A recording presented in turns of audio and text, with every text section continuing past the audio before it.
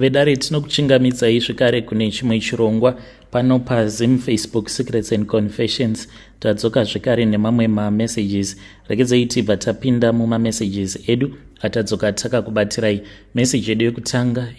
Zvakangooma hazvo veduwe. Hanzi makadi zvenyu mukoma, ndinokumbirawo kuti munge muchindiposterawo nyaya yangu makavigawo chitupa changu. Ininiwo ndiri mudzimai uye zvekare ndinogara kuname hidden. Mukoma pandinenge ndakupaiwo information inenge iri too revealing by mistake, ndinokumbirawo kuti musazoshare information iyoyo nemhuri yeZimbabwe, nekuti zvimwe zvacho ndinototya, and I would appreciate kana mukachinjawo pano nepapo pamunenge muchiona muconfession yangu, so that vanhu vasazozviziva. So ininiwo mukoma Nashi, basa rangu randinoita ndinoimbawo mupraise and worship, not kuti ndati basa rangu randinoita. I used to be someone who was a prostitute. Izvi zveprostitution ndakazvitanga apo pandainge ndichitoriwo musikana wechidiki. Ininiwo ndakadzidza paGirls High, saka ndaiva nemafriends angu avo vaiti soon after school vanenge vaine mashuga daddy avo anenge akavamirira. Saka ndakazotanga kudanana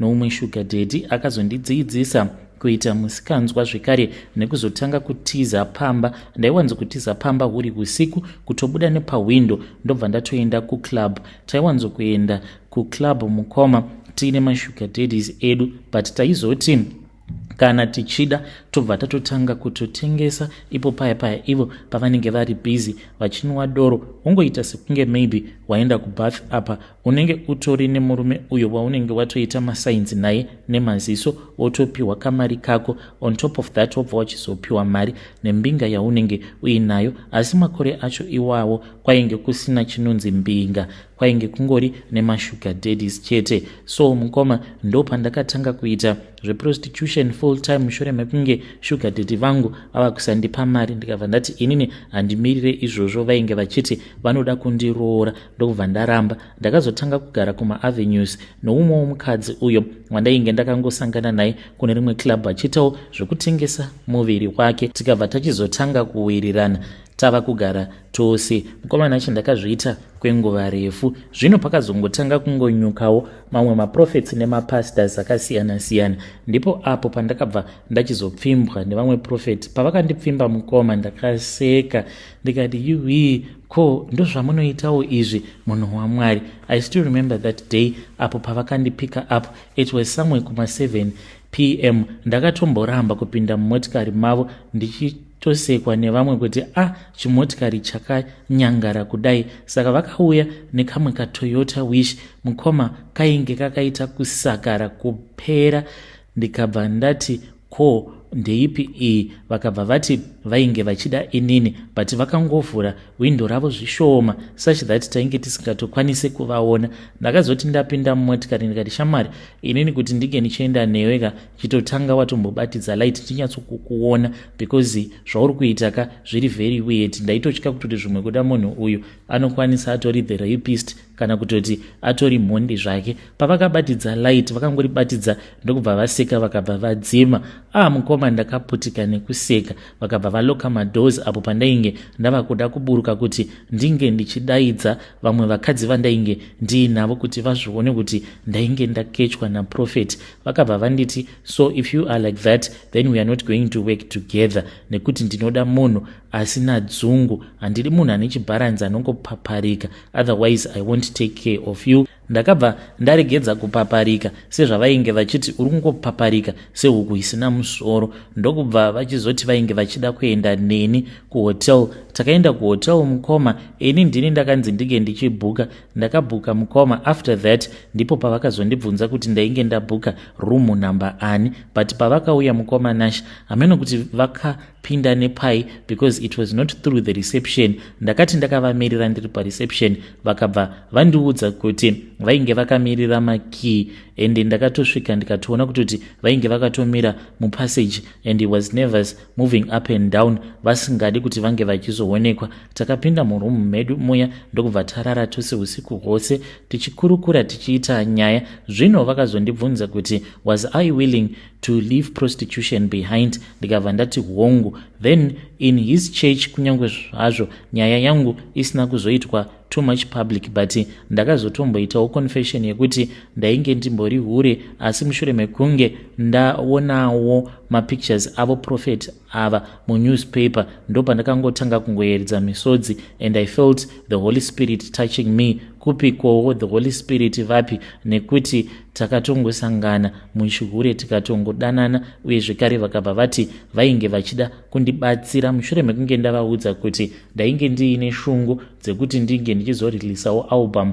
Vakazonditi alright, uzondipa diski racho, ndikabva ndachizoenda kustudio ndikanokoperwa masongs angu awo andainge ndakaimba, but ainge ari malove songs. Vakabva vanditi such a great voice, you are wasting your voice, ndikuda kuti unge uchizoya kuchurch, but vakabva vanditi kana ukauya kuchechi ndoda kuti unge uchizodzikama.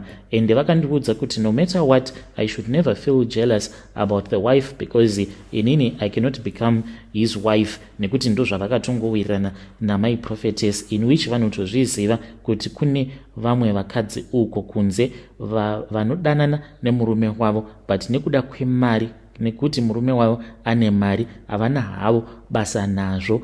Ende kutori nomumwe musikana wandakatombonzwa nezvake ameno kana achiri mupenyu akambonetsana namai prophetess mushure mekunge abatira pamuviri, akabva atanga kuda kuita papazi iyo yatakagara tayambirwa kunzi usambofa hako, wakandiitira papazi musikana uyu ameno kana achiri mupenyu kana kuti akazoshayika zvake. Back to my story mukoma, mushure mekunge ndatendeuka ndobva ndachizonzi ndinofanira kuzova part of the present worship, and hakuna kana munhu anombozviziva kuti naprofeti tinowirirana zvekudaro. But then there were things that I started to notice manje about prophet ava. Pane pamwe pavakamboenda neni kuNigeria, vakanditi we are going on a vacation, saka ndaifungidzira kuti tichatanga tapfuura nekuNigeria tobva tazoenda kuDubai, but we ended up spending a month mukoma tiriko kuNigeria.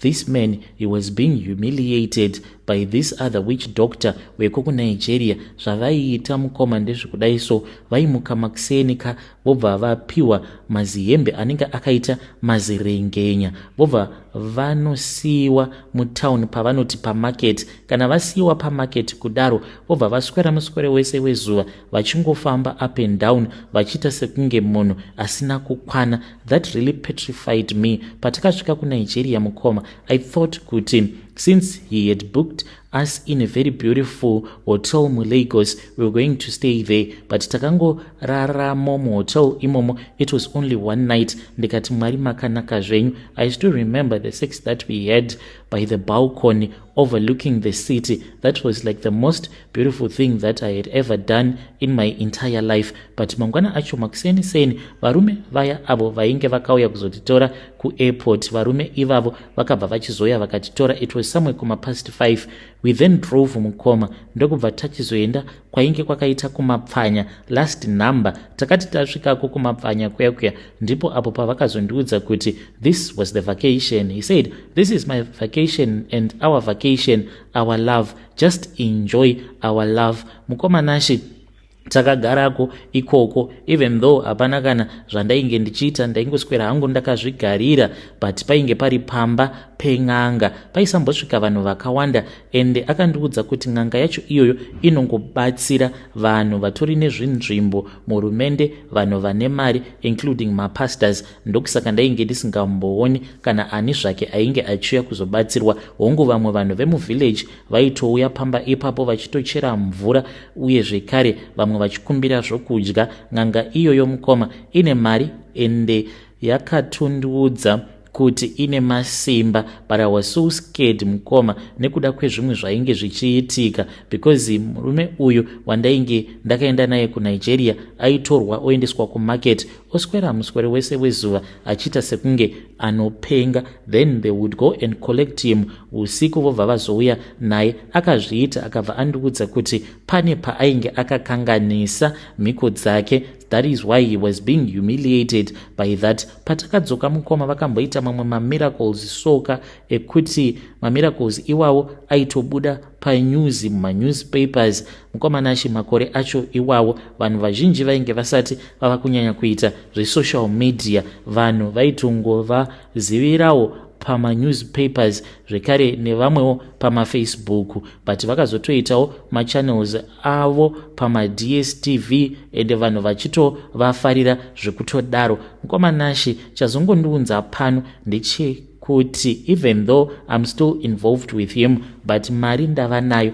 Mukomanashi, I was able to buy my mom a house kunoku kwandiri kugara, as well as taking care of all of my family because of mari yandainge ndichipiwa navo prophet ava, and I have learned to stay in my lane, kusiyana navo uye zvekare kusanetsana navo ivowo. Kana ukadaro kunyangwe vakangorara newe kamwe chete pagore havambokunetsi ende vanenge vachikupa mari through mabodyguards avo. But I have come here to tell you, I don't know if it is going to surprise you, but vanhu vari spiritually blind. Kana ndichiti someone is spiritually blind, I mean someone who is blind in the spirit, cannot recognize the things of the spirit, worshipping a man whom they think is much more important than God. Ndo zvinoitika pavari prophet ava. Vanhu vazhinji vanotovaona samwari, iko zvino I think kuti vanhu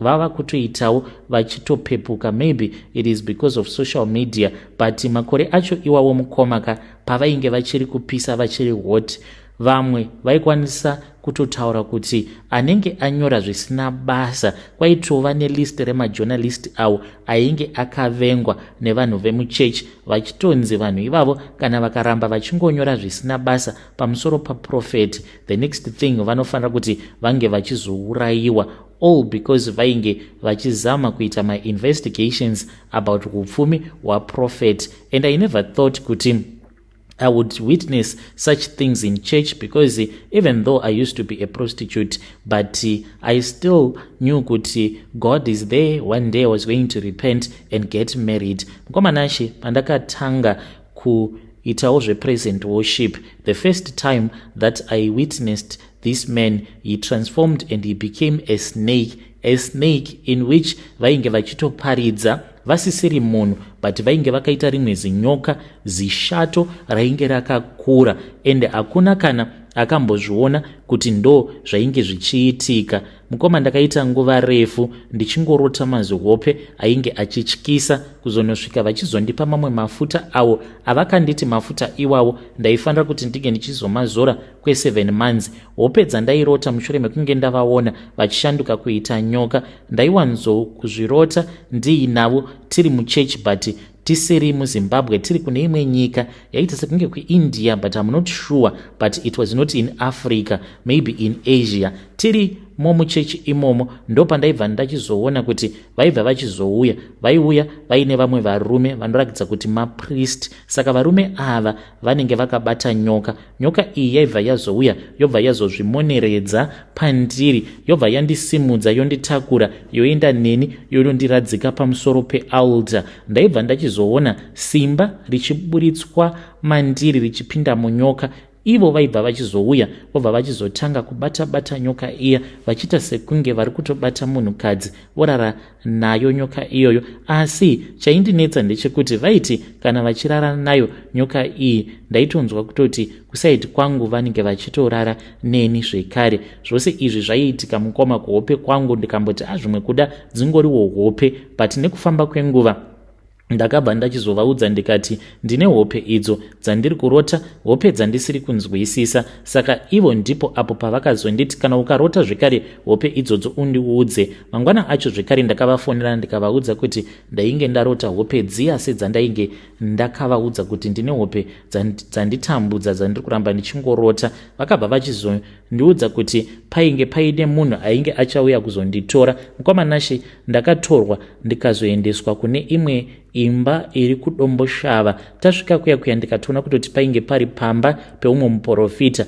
Takapinda mumba mukomanashi ndokubva ndachizoradzikwa pamusoro pemubhedha wake muprofita uya. Muprofita uyu akauya ndokubva achizondifukidza nemucheka mutema, but ipapo ainge andikurura nhumbi dzangu dzose. Profeti vaivai vakazouya mukoma. Pavakauya vainge vakapfeka gemenzi ravo rainge riri reblack zvekare. Mukoma Nashi vainge vatori nengundu mumusoro. Profeti vakauya ndokubva vachizosimudzira gemenzi ravo riya ndokubva vachizotanga kurara neni. Zvose izvi zvichiitika, muprofita uya ainge akangotarisa chete. Vakati vapedza kuita saizvozvo ndipo pavakaburuka. Muprofita uya akabva andipa mucheka uyo waakati kwandiri, chipukuta murume wako ndokuti zvinge zvichipera. Ndikaita saizvozvo ndikazvipukuta zvekare, ndikabva ndachizovapa chimucheka cheche. Vakazobuda vose vari vaviri. Kuti vakaendepi handinawo hangu kuzoziva, because ndakazoswera muswere wese wezuva ndakangorara chete ndichinzi handaifanira kuti ndige ndichimuka. Mukoma ndakasvika pakuzviitira weti ndirerepo pamubhedha sezvo ndainge ndanzi handaitendedzwa kuti ndinge ndichimuka. Zvose izvi mukoma mushure mekunge zvaitika vakabva vati kwandiri, now I can see kuti ndinokwanisa kuvimba newe. Ndipo pandakazotanga kunyatsokuchengetwa mukoma. Kusvika pari nhasi ndinotoimba praise and worship kuchechi kwavo profeti ava. Kana mukaposta nyaya yangu mukoma ndizivisiwo, ndichange ndichizotevererawo ndiri mucomment section. Zvimwe zvezvinhu zvavakandiudza vachiti ndo zvinoitika muchechi mavo. Vanhu vazhinji vanongotanga kungorwara zvekuti unotanga kuenda kuchechi kwavo uri munhu anenge atori neutano hwake, but unozongotanga kurwara nekuda kwekuti ivo vakati vane madhimoni avo avakapiwa naMwari. Hamene kuti zviripo here kuti munhu anoti akapiwa madhimoni naMwari, madhimoni anokonzeresa urwere, kuitira kuti vanhu vakarwara ivo vange vachizovanamatira kurakidza kuti Mwari vane simba. Vanogara vachingoda kungopruvha kuti ivo vane simba, vanopiwa mari naMwari. Uye zvekare vanhu vazhinji vemuchechi imomo vanototanga kutongobhuroka. Vamwe vandakaona vakatanga kunamata kuchechi kwaprofeti vaine mabusinesses vakatanga kungokomplaina vachiti mari dzavo dziri kungonyangarika, in which ndakaudzwa naprofeti kuti ivo dzimwe nguva vanokwanisa kana kungoti vachifamba muyadhi mavo hanzi ndinokwanisa kungonhonga mari, that is how blessed I am. Vachitondiudza kuti vakatombonhonga mari yainge yakawanda ichikwana iyo kuita 7,000 US muyadhi mavo, but I think kuti vanotorera vanhu vaivai vanenge vaine mabusinesses ndo vavanotorera mari ivavo. Kana mukaposta nyaya yangu ndizivisiwo, ndichange ndichizotevererawo ndiri mucomment section. Kune avo vanenge vachiti wadi wangotaura zita ravo haisi nyore, ndo zvandinongotaura. Kana kwanga kuri kunzi maybe it was you could understand. Vakadzi vakawanda mhani vakararwa navo profeti ava. Munoti vakadzi vose ivavo havatadzi here kungobuda musaga otaura zita ravo profeti vacho, but pane zvinenge zvichitoitika zvinokonzeresa kuti usazotaura zita ravo kunyange uchida kubatsirawo vamwe veruzhinji. Vedare ndo message iyo yandakatumidzirwa ichibva kuna vanzvedzi vedu. Ngatizamei kuti tinge tichitaura navo vanzvedzi vedu ava mucomment section. Strange things indeed they do happen in this world.